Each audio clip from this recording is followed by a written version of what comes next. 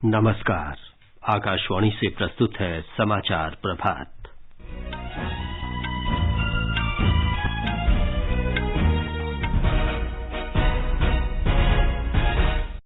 प्रधानमंत्री नरेंद्र मोदी आज गांधीनगर मुंबई वंदे भारत एक्सप्रेस रेलगाड़ी को झंडी दिखाकर रवाना करेंगे।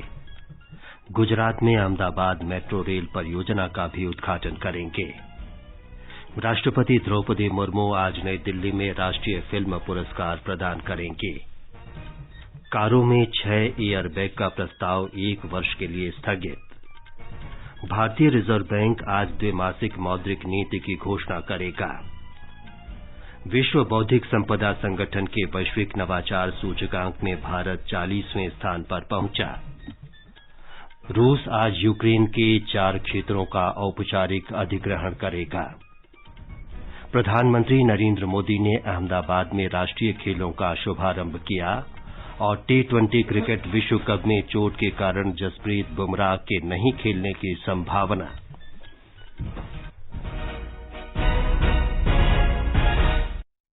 समाचार प्रभात में मनोज के साथ मैं विमलेंदु पांडे।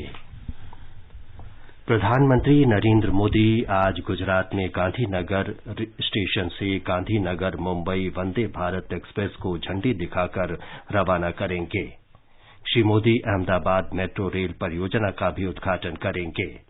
हमारी संवाददाता ने बताया है कि प्रधानमंत्री अंबाजी से मुख्यमंत्री गौवंश पोषण योजना का भी शुभारंभ करेंगे। वंदे भारत एक्सप्रेस का उद्घाटन करने के बाद प्रधानमंत्री गांधीनगर से इस ट्रेन में अहमदाबाद रेलवे स्टेशन की यात्रा करेंगे। श्री मोदी थलतेज वस्त्राल मेट्रो को हरी झंडी दिखाएंगे और कालूपुर स्टेशन से दूरदर्शन केंद्र मेट्रो स्टेशन तक मेट्रो की सवारी करेंगे। इस महत्वाकांक्षी मेट्रो रेल परियोजना के प्रथम चरण में बना 21 किलोमीटर का थलतेज वस्त्राल मार्ग पूर्व पश्चिम अहमदाबाद को जोड़ेगा, जबकि 19 किलोमीटर का एपीएमसी मोटेरा मार्ग शहर के उत्तर दक्षिण क्षेत्र को जोड़ेगा। प्रधानमंत्री आज बनासकांठा में 7,908 करोड़ रुपए की विविध परियोजनाओं का लोकार्पण और शिलान्यास भी करेंगे। इनमें तारंगा हिल अबूरो रेल लाइन का शिलान्यास, 8,000 से अधिक आवासों का शिलान्यास और 1,967 करोड़ रुपए की लागत से बनाए गए 53,000 से अधिक आवासों का लोकार्पण शामिल है। प्रधानमंत्री अंबाजी में एक जनसभा को भी संबोधित करेंगे और अंबाजी के गब्बर में महाआरती में शामिल होंगे। अपर्णा खून, आकाशवाणी समाचार, अहमदाबाद। प्रधानमंत्री नरेंद्र मोदी ने कहा है कि आत्मनिर्भर भारत के निर्माण में भावनगर बंदरगाह व्यापक भूमिका निभाएगा। अमरेली, भावनगर और बोताड़ जिलों में 5,200 करोड़ रुपए से अधिक की विभिन्न परियोजनाओं का उद्घाटन और शिलान्यास करते हुए कल प्रधानमंत्री ने ये बात कही। भावनगर का ये पोर्ट आत्मनिर्भर भारत के निर्माण में बड़ी भूमिका निभाएगा और रोजगार के सैकड़ों नए अवसर यहां बनेंगे। यहां भंडारण, ट्रांसपोर्टेशन और लॉजिस्टिक्स से जुड़े व्यापार कारोबार का विस्तार होने वाला है। ये बंदरगाह गाड़ियों की स्क्रैपिंग, कंटेनर उत्पादन और धोलेरा स्पेशल इन्वेस्टमेंट रीजन जैसे बड़े प्रोजेक्ट की भी जरूरतों को पूरा करेगा। इससे यहां नए रोजगार बनेंगे, स्वरोजगार की संभावनाएं बनेगी।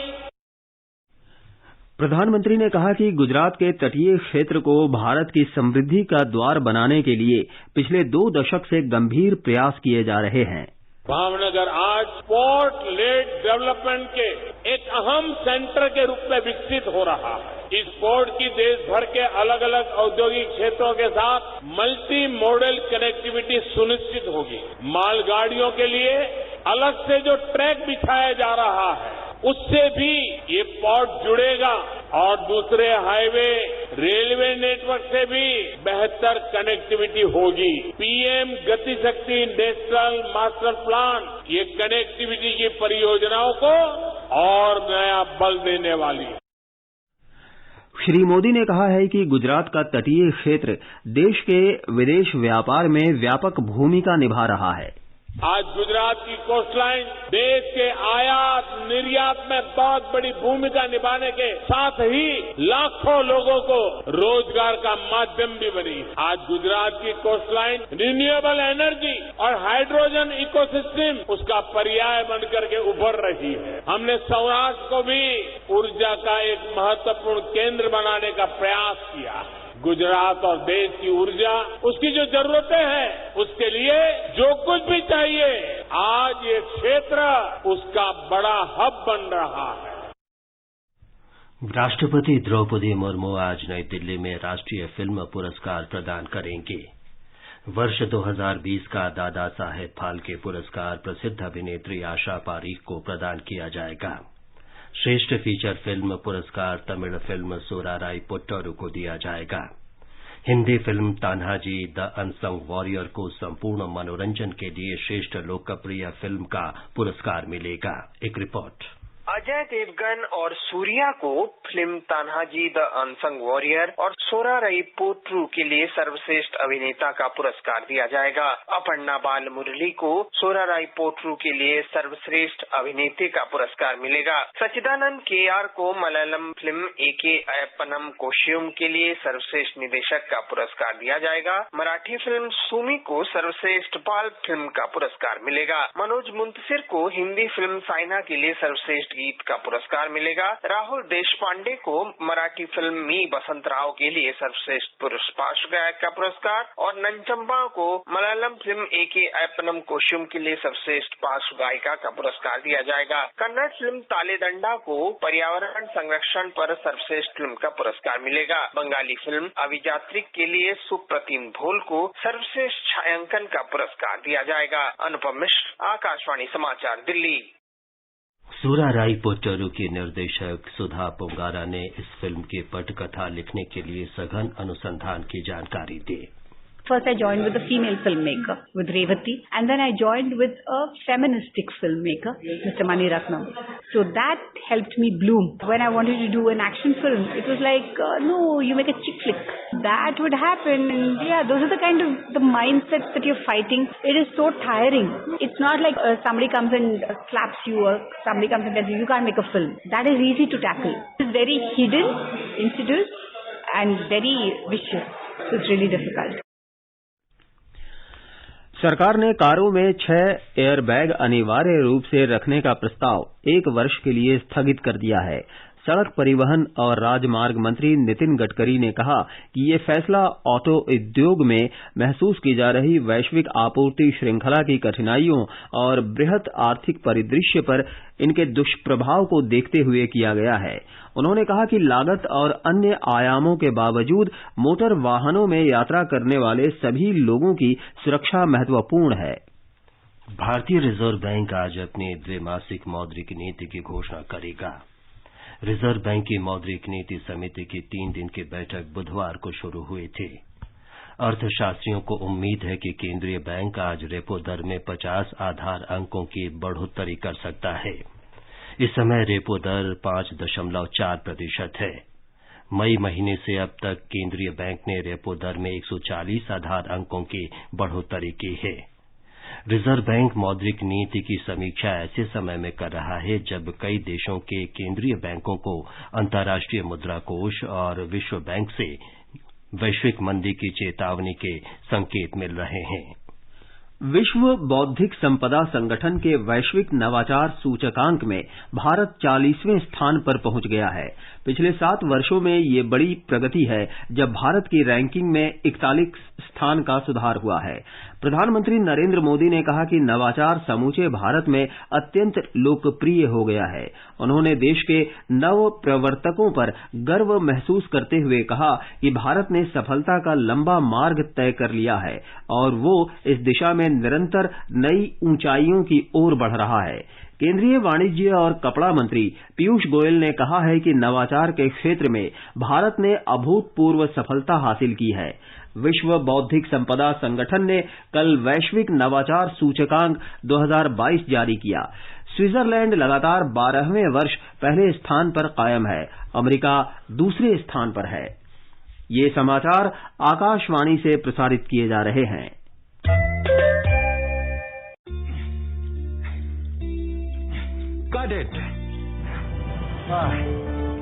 सोचिए, अगर असल जिंदगी में ऐसी हालत हो तो कितनी मुश्किलें होती हैं, लेकिन शुक्र है बैंकिंग के लिए नहीं। अगर आपकी उम्र 70 साल से अधिक हो या आप दिव्यांग हो तो बैंक आपको कुछ जरूरी बैंकिंग सुविधाएं घर बैठे बैठे दे सकता है।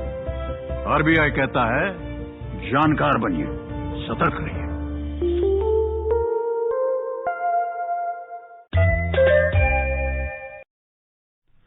जागृति का कहना है कि ग्राहक दोषपूर्ण उत्पाद या सेवा में कमी के कारण हुई क्षति की क्षतिपूर्ति की मांग उपभोक्ता आयोग में कर सकता है। उपभोक्ता मामले विभाग, भारत सरकार द्वारा जनहित में जारी जागो ग्राहक जागो। समाचार प्रभात में आपका फिर स्वागत है।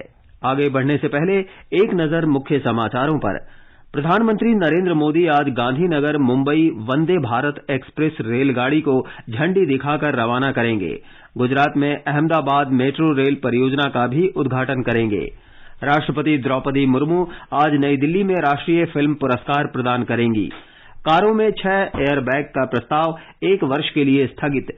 भारतीय रिजर्व बैंक आज द्विमासिक मौद्रिक नीति की घोषणा करेगा। विश्व बौद्धिक संपदा संगठन के वैश्विक नवाचार सूचकांक में भारत 40वें स्थान पर पहुंचा। रूस आज यूक्रेन के 4 क्षेत्रों का औपचारिक अधिग्रहण करेगा। प्रधानमंत्री नरेंद्र मोदी ने अहमदाबाद में राष्ट्रीय खेलों का शुभारंभ किया और T20 क्रिकेट विश्व कप में चोट के कारण जसप्रीत बुमराह के नहीं खेलने की संभावना।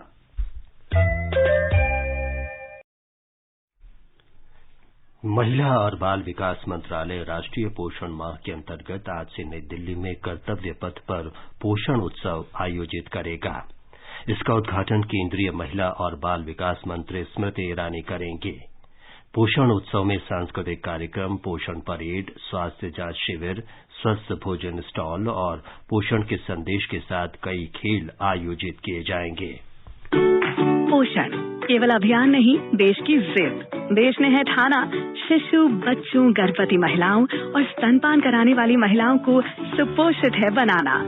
आइए, अवसर है इस पोषण माह में मनोरंजन के संग पोषण को जानने का, समझने का और अपने बच्चों को समझाने का। यहाँ होगा गायक शान का शानदार परफॉर्मेंस भी। पोषण एक्ट्रेस दिखाएगा अलग अलग राज्यों के पोषण का हाल।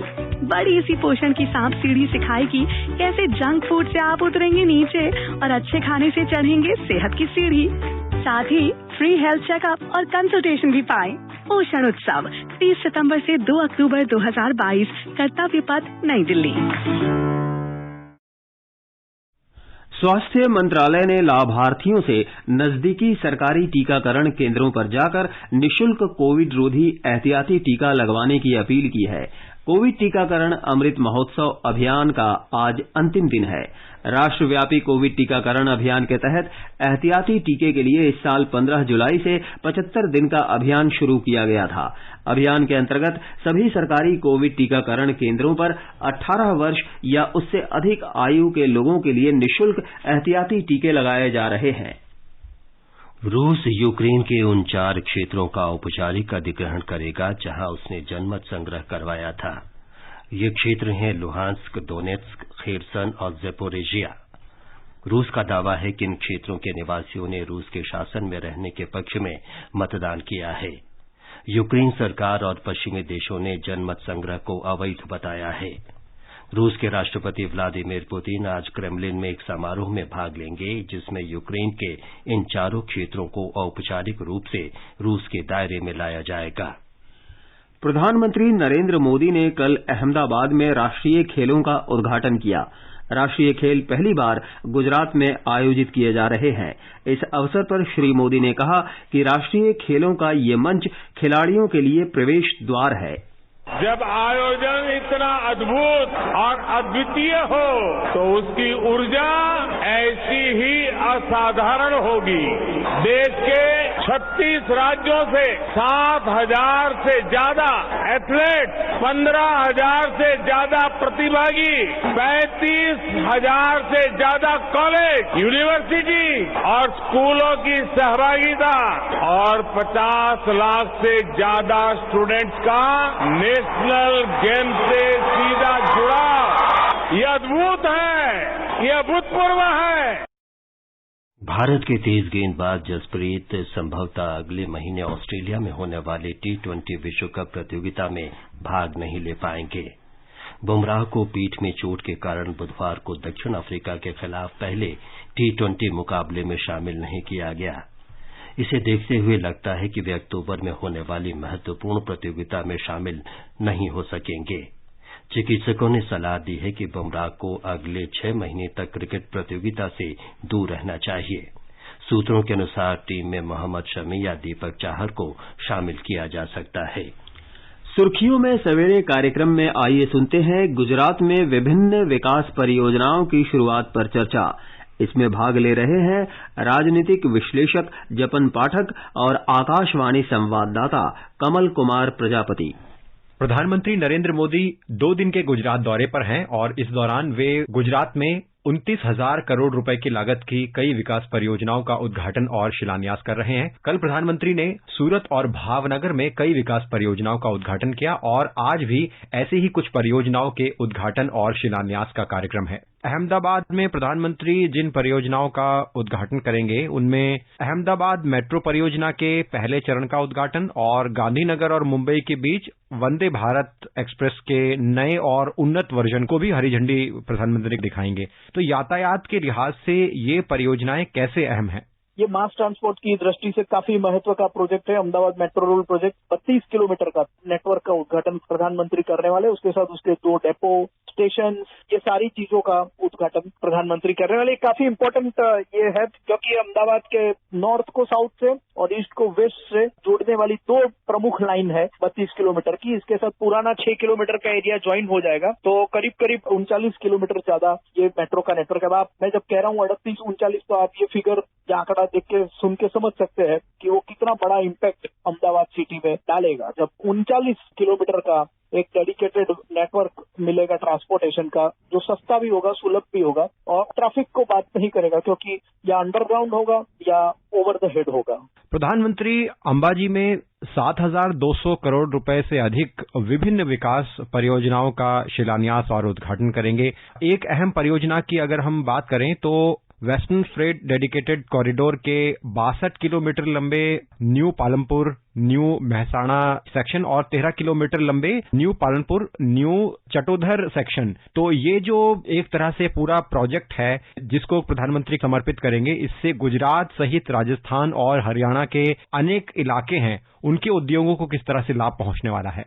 देखिए, आप जानते ही है कि गुजरात का जो बंदरगाह है, जो पोर्ट है, वहां से पूरे नॉर्थ इंडिया के हिंटरलैंड यानी कश्मीर ले लीजिए आप, दिल्ली, पंजाब, हरियाणा, राजस्थान, ये सारी जगहों पर जो माल की या उनको निर्यात करना होता है या बाहर से मंगवाना होता है, तो पूरा काम ये कंडला और मुंद्रा पोर्ट से होता है। यानी कि गुजरात की जो रेल कनेक्टिविटी है उसका इस तरह से काफी महत्व है उद्योगों के लिए, आयात निर्यात के लिए, भारत की पूरी इकोनॉमी के लिए और नॉर्थ इंडियन स्टेट्स के लिए। तो अब जब ट्रेन का ट्रैफिक एग्जिस्टिंग ट्रैक पे काफी बिजी हो जाता है, काफी सारी नई ट्रेन अनाउंस होती है लोगों की सुविधा बढ़ाने के लिए, लेकिन वो एक ही ट्रैक पे उसका पूरा हो जाता है। तो अगर ये जो मालगाड़ी है, जो गुड्स फ्रेट जो कैरी करती है, वो ट्रेनों के लिए डेडिकेटेड फ्रेट कॉरिडोर हो, यानी कि पैसेंजर ट्रेन वाले पटरी पे वो न चल के सिर्फ वो पटरी पे चले अपनी डेडिकेटेड, तो पैसेंजर ट्रेन वाली पटरियां के लिए काफी ज्यादा ट्रेन दौड़ाने की संभावना खड़ी होगी और जो इंडस्ट्रियल जो गुड्स का फ्रेट का जो कॉरिडोर है उसपे से ट्रेन चलेगी तो वो काफी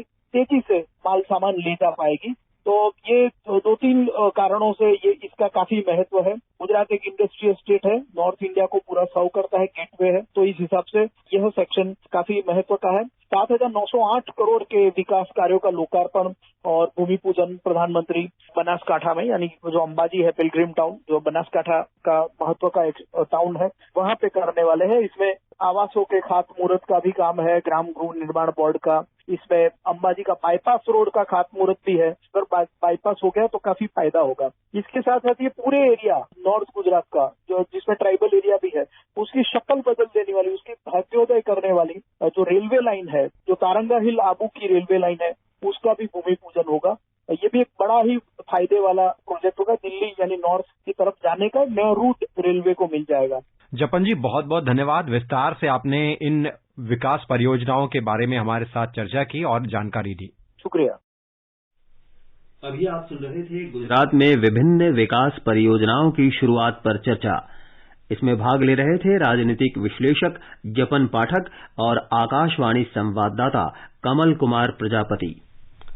भारत का सबसे बड़ा लोक सेवा प्रसारक आकाशवाणी समाचार आजाद भारत के बाद आकाशवाणी के साथ श्रृंखला में स्वतंत्रता के 75 वर्ष पूरे होने का उत्सव मना रहा है।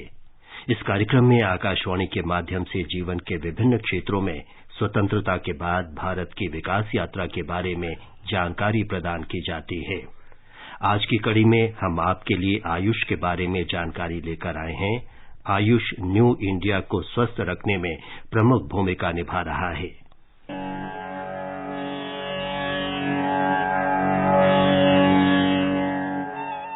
आयुष भारत में प्रचलित चिकित्सा प्रणालियों आयुर्वेद, योग, प्राकृतिक चिकित्सा, यूनानी, सिद्ध और होम्योपैथी का संक्षिप्त रूप है। ये प्रणालियां चिकित्सा दर्शन पर आधारित हैं और बीमारियों की रोकथाम तथा स्वास्थ्य को बढ़ावा देने के साथ स्वस्थ जीवन जीने के तरीके का प्रतिनिधित्व करती हैं। स्वास्थ्य, रोग और उपचार पर इन सभी प्रणालियों का समग्र दृष्टिकोण है। ये पुरानी से पुरानी बीमारियों के केवल लक्षणों के बजाय मूल कारण को समाप्त करती है और विभिन्न बीमारियों के उपचार के लिए उत्कृष्ट प्रणाली है। वर्ष 1995 में इन प्रणालियों के अधिकतम और केंद्रित विकास के उद्देश्य से केंद्रीय स्वास्थ्य और परिवार कल्याण मंत्रालय में भारतीय चिकित्सा और होम्योपैथी विभाग का गठन किया गया था। वर्ष 2003 में इस विभाग का नाम बदलकर आयुष विभाग कर दिया गया था। राष्ट्रीय जनतांत्रिक गठबंधन सरकार ने वर्ष 2014 में इस विभाग के स्थान पर आधिकारिक रूप से आयुष मंत्रालय का गठन किया था। प्रधानमंत्री नरेंद्र मोदी ने कहा है कि पारंपरिक चिकित्सा उद्योग को बढ़ावा देने के लिए भारत आयुष चिन्ह जारी करेगा, जो देश में बने गुणवत्तापूर्ण आयुष उत्पादों को प्रमाणित करेगा। आयुष प्रोडक्ट्स के निर्यात को प्रमोट करने के लिए भी बीते सालों में अभूतपूर्व प्रयास हुए हैं। दूसरे देशों के साथ आयुष औषधियों की परस्पर मान्यता पर बल दिया गया है। इसके लिए हमने बीते सालों में अलग अलग देशों के साथ 50 से अधिक एमओयू किए हैं। हमारे Ayush experts bureau of Indian standard के साथ मिलकर आईएसओ स्टैंडर्ड्स विकसित कर रहे हैं। इससे आयुष के लिए 150 देशों से भी अधिक देशों में एक विशाल एक्सपोर्ट मार्केट खुलेगा।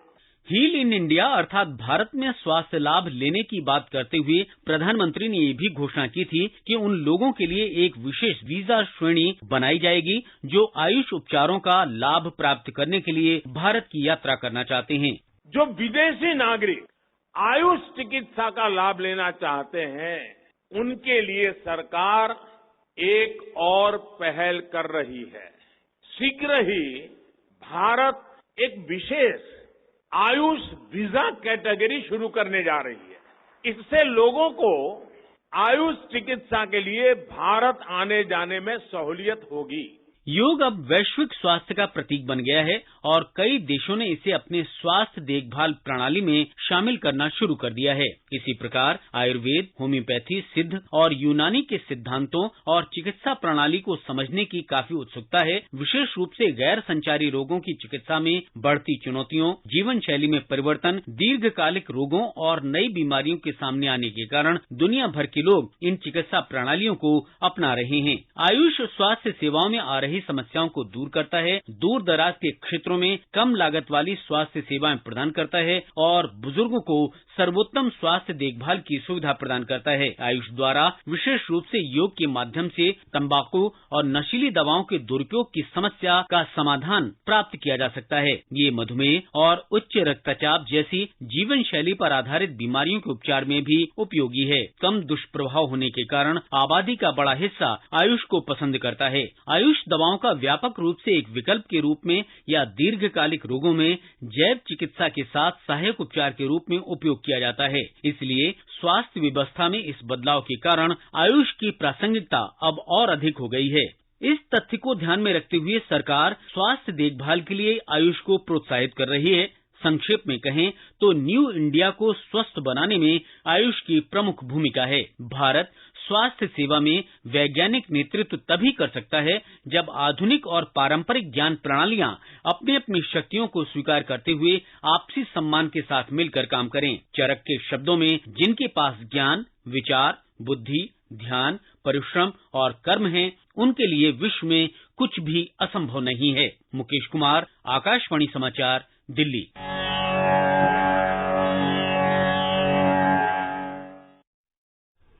आजाद भारत के बाद आकाशवाणी के साथ कार्यक्रम को ट्विटर पर @AIR news alerts, YouTube channel news on AIR official, news on AIR app, Facebook और इंस्टाग्राम पर सुना जा सकता है। जम्मू कश्मीर सरकार ने लाडली बेटी योजना का लाभ अधिकतम लाभार्थियों तक पहुंचाने के लिए योजना का डिजिटीकरण कर दिया है। प्रशासन ने योजना का संचालन कर रहे अधिकारियों के लिए योजना के आवेदन की प्रक्रिया पूरी करने के लिए 45 दिन की समय सीमा दी है। सामाजिक कल्याण विभाग ने अधिकारियों से कहा है कि कागजी आवेदन की प्रक्रिया खत्म करें। लाडली बेटी योजना के अंतर्गत 1 अप्रैल 2015 को या उसके बाद जन्मी बेटियों को 14 वर्ष पूरे होने तक 1000 रुपए प्रतिमाह दिए जाएंगे। 21 वर्ष पूरे होने पर लाभार्थी लड़की को लगभग 6.5 लाख रुपए मिलेंगे। और अब आज का मौसम। दिल्ली, कोलकाता और चेन्नई में आंशिक रूप से बादल छाए रहेंगे और हल्की वर्षा हो सकती है। मुंबई में रात तक हल्की बारिश हो सकती है। जम्मू, श्रीनगर और मुजफ्फराबाद में आसमान साफ रहेगा। लेह में बादल छाए रह सकते हैं। गिलगित में आसमान साफ रहेगा। गुवाहाटी, शिलांग, गंगटोक, अगरतला, ईटानगर, इम्फाल, आइजोल और कोहिमा में कुछ स्थानों पर हल्की वर्षा हो सकती है। ये समाचार हमारी वेबसाइट newsonair.gov.in/hindi पर भी उपलब्ध हैं।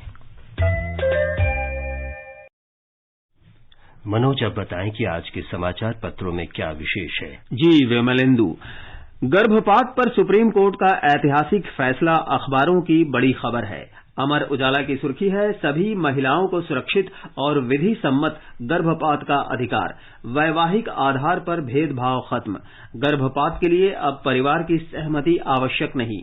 कांग्रेस के अध्यक्ष पद की दौड़ से राजस्थान के मुख्यमंत्री अशोक गहलोत के बाहर होने पर पंजाब केसरी की सुर्खी है, सोनिया गांधी से लिखित माफी मांगी, सीएम की कुर्सी खतरे में, पायलट को टेक ऑफ का सिग्नल, दिग्विजय सिंह अब पर्चा भरने को तैयार। जनसत्ता की खबर है, लघु बचत योजनाओं में ब्याज दरों में बढ़ोतरी, कर योग्य 5 योजनाओं पर ब्याज दरों में 0.3% तक की वृद्धि।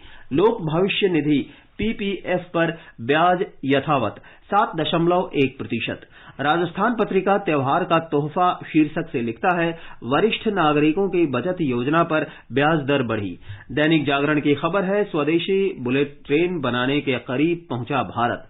स्वदेशी वंदे भारत ने 52 सेकंड में पकड़ी 100 किलोमीटर प्रति घंटे की रफ्तार। परीक्षण के दौरान 180 किलोमीटर प्रति घंटे की रफ्तार से दौड़ी। ये किसी भी अन्य ट्रेन के मुकाबले ज्यादा। हिंदुस्तान का कहना है, घाटी में दौड़ेगी इलेक्ट्रिक ट्रेन, बनिहाल बारामूला खंड पर विद्युतीकरण पूरा। प्रधानमंत्री अगले महीने दिखाएंगे हरी झंडी, बर्फबारी और तेज हवा में भी ट्रिप नहीं करेगी लाइन। सैन्य रसद और हथियार तेजी से पहुंच सकेंगे।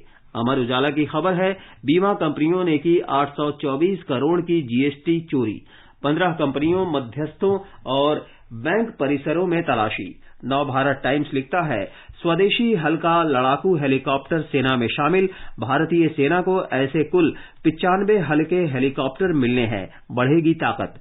दैनिक भास्कर ने कैम्ब्रिज विश्वविद्यालय के शोध के हवाले से लिखा है, एलेक्सा और गूगल होम जैसी डिवाइस बच्चों में दया भाव समाप्त कर देती है। दोस्तों और परिवारों से दूरी उन्हें अच्छी लगने लगती है। स्मार्टफोन और टैबलेट बच्चों के दिमाग को बदल रहे हैं और उन्हें जटिल बना रहे हैं। अंत में मुख्य समाचार एक बार फिर। प्रधानमंत्री नरेंद्र मोदी आज गांधीनगर मुंबई वंदे भारत एक्सप्रेस रेलगाड़ी को झंडी दिखाकर रवाना करेंगे। गुजरात में अहमदाबाद मेट्रो रेल परियोजना का भी उद्घाटन करेंगे। राष्ट्रपति द्रौपदी मुर्मू आज नई दिल्ली में राष्ट्रीय फिल्म पुरस्कार प्रदान करेंगे। कारों में 6 एयरबैग का प्रस्ताव 1 वर्ष के लिए स्थगित। भारतीय रिजर्व बैंक आज द्विमासिक मौद्रिक नीति की घोषणा करेगा। विश्व बौद्धिक संपदा संगठन के वैश्विक नवाचार सूचकांक में भारत 40वें स्थान पर पहुंचा। रूस आज यूक्रेन के 4 क्षेत्रों का औपचारिक अधिग्रहण करेगा। प्रधानमंत्री नरेंद्र मोदी ने अहमदाबाद में राष्ट्रीय खेलों का शुभारंभ किया। इसके साथ ही समाचार प्रभात का ये अंक समाप्त हुआ। नमस्कार।